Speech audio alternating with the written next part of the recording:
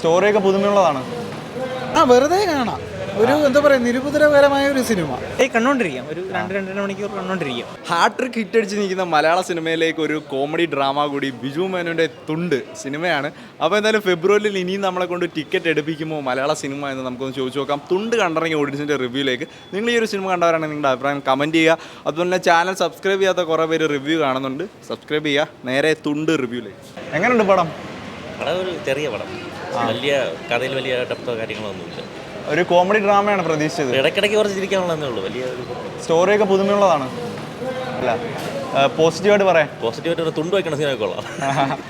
നല്ല ബിജു മേനോൻ്റെ തുണ്ട് വൈറലാവില്ല എനിക്ക് തോന്നില്ല.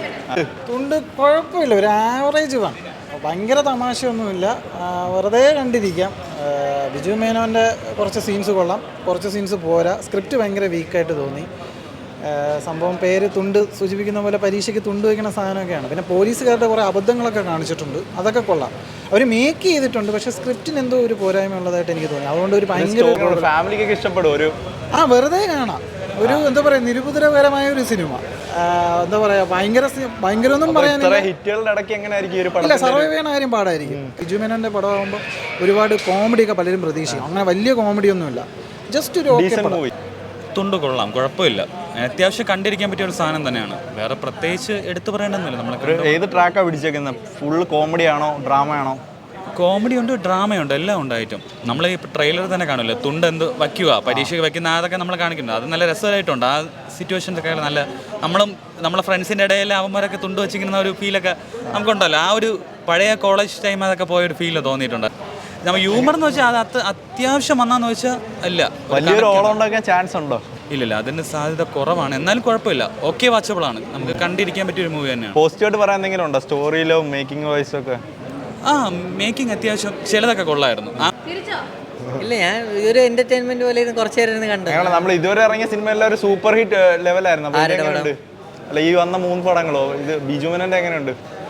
കുഴപ്പമില്ല, ആവറേജിന് മുകളിലുണ്ട്. ഒരു കൊച്ചുപടം, പുതുമയുണ്ട്. കോമഡിയാണോ? എന്താ പറയാ, ഒരു എബോ ആവറേജ്. മൊത്തത്തിൽ എങ്ങനെയുണ്ട്? ഫാമിലി ഓഡിയൻസ് കണ്ടോണ്ടിരിക്കാം. ലാഗില് ഫസ്റ്റ് ഹാഫ് ഒക്കെ പെട്ടെന്ന്. പിന്നെ ഇതൊരു ആൾക്കാരില്ലേ, ഇത് പോസിറ്റീവായിട്ട് എത്തുമെന്ന് എനിക്ക് അറിയില്ല. കാരണം ഈ തുണ്ടെന്ന് പറയണത് എക്സാമിന് കുഴപ്പമില്ല. എങ്ങനെയാണ്? കോമഡി വർക്കാവുന്നതാണോ? കുഴപ്പമില്ല, ലൈക്ക് ഒരു എന്റർടൈൻമെന്റ് പടം കണ്ടോണ്ടിരിക്കാം. ഫുള്ള് കോമഡിക്കാണോ ഡ്രാമയ്ക്കാണോ പ്രാധാന്യം? എങ്ങനെയാണ്? ചിരിക്കാനൊക്കെ ഉണ്ടോ? ഫുൾ ടൈം കോമഡി എന്റർടൈനർ എന്ന് പറയാൻ പറ്റില്ല. നമുക്ക് ഒരു കുറച്ച് ഡ്രാമ അങ്ങനെ കണ്ടോണ്ടിരിക്കാം. സ്റ്റോറിയൊക്കെ പുതുമയുള്ളതായിരുന്നല്ലോ, അതെങ്ങനെ ഉണ്ടായിരുന്നു? വലിയ പുതുമയൊന്നുമില്ല, ബീജും സ്കോറ് കുഴപ്പമില്ല, നമുക്ക് കണ്ടോണ്ടിരിക്കാം. ഒരു 2-2.5 മണിക്കൂർ കണ്ടോണ്ടിരിക്കാം. ഒരു ചെറിയ സിനിമയാണ്, കണ്ടോണ്ടിരിക്കാൻ പറ്റുന്ന. കോമഡി എന്ന് പറയുമ്പോഴത്തേക്കും ഷൈൻ ടോം ചാക്കയുടെ കോമഡി ഒന്നും അത്ര വലിയ ഇതായിട്ടൊന്നും ഈ സിനിമയിൽ അങ്ങനെ ഇല്ല.